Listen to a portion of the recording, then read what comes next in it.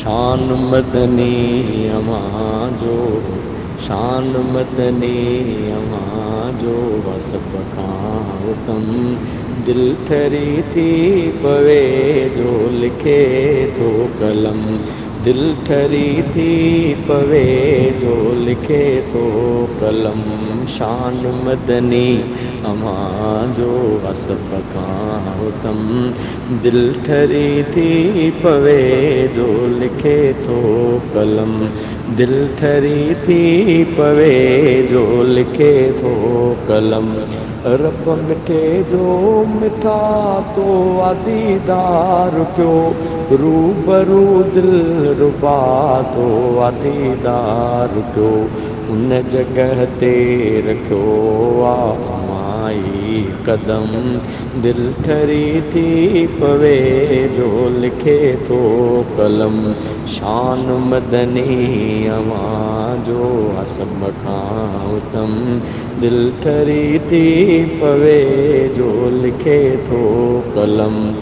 जिन ॾिठो मुस्तफ़ा तोखे ईमान सां, तन ग़ुलामी ॾिनी आहे दिलो जान सां, थी सहाबी पया को सभई मोहतरम, थी सहाबी पया को सभई मोहतरम, दिल ठरी थी पवे जो लिखे थो कलम।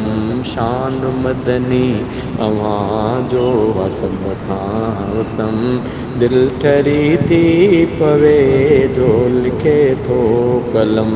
तुंहिंजे ज़ुल्फ़नि जी प्यारा कई रब सना, पाक क़ुरान में आ लिखियल मिठा, तो मिसल को न ॼमंदो ख़ुदा जो कसम, दिल ठरी थी पवे जो लिखे थो कलम।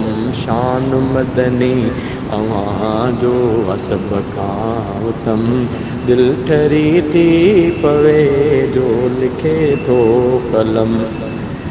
शुक्र हर हर कंदो ही फरमान आ, नात वेठो लिखां रब जो एहसान आ।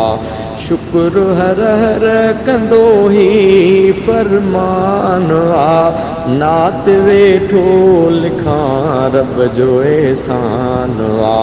नाम तुंहिंजो सजण मूं दिल ते लिखियुम, दिल ठरी थी पवे जो लिखे थो कलम, दिल ठरी थी पवे जो लिखे थो कलम। शान मदनी अवां जो, वसब खां उतम दिल ठरी थी पवे जो लिखे थो कलम, दिल ठरी थी पवे जो लिखे थो कलम। शान मदनी अवां जो, वसब खां उतम दिल ठरी थी पवे जो लिखे थो कलम।